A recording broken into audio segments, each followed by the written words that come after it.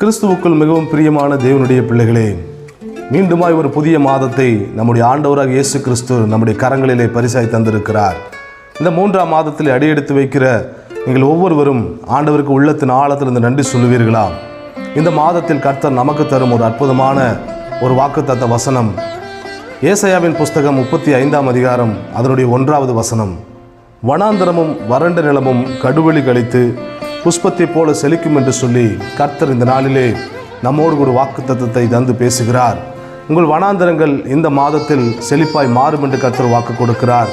கடந்து வந்த பாதைகளிலே அநேக வனாந்தரங்களை நீங்கள் கண்டிருக்கலாம். ஒரு செழிப்பை பாராத ஒரு வாழ்க்கை உங்கள் வாழ்க்கையில் இருந்திருக்கலாம். ஆனால் இந்த புதிய மாதத்தில் கர்த்தர் எல்லாவற்றையும் செழிப்பாய் மாற்றுவேன் என்று சொல்லுகிறார்.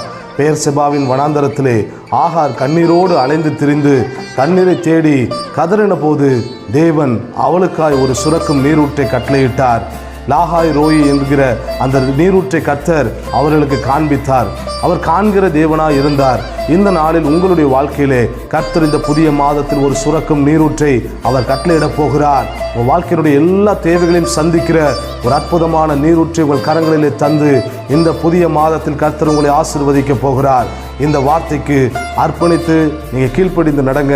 கர்த்தர் பெரிய காரியங்களை செய்வார். நாம் ஜெபிப்போம். நல்ல தகப்பனே, இந்த புதிய மாதத்துக்காய் நன்றி. சொல்லப்பட்ட இந்த வார்த்தையின்படியே இதை கேட்டுக்கொண்டிருக்கிற ஒவ்வொரு பிள்ளைகளுடைய வாழ்க்கையில் இருக்கிற வனாந்தரங்கள் மாறி ஒரு புதிய நீரூற்றை கர்த்தர் அவருடைய வாழ்க்கையிலே கட்டளையிட வேண்டுமா நாங்கள் ஜெபிக்கிறோம். ஆசீர்வதித்து மேன்மையான காரியங்களை இந்த மாதத்தில் காண உதவி செய்யுங்க. உங்கள் பாதத்தில் அர்ப்பணிக்கிறோம். இயேசுவின் நாமத்தில் ஜெபிக்கிறோம் நல்ல பிதாவே, ஆமேன். இந்த வார்த்தையின்படியே கர்த்தர் உங்களை ஆசீர்வதிப்பார். God bless you.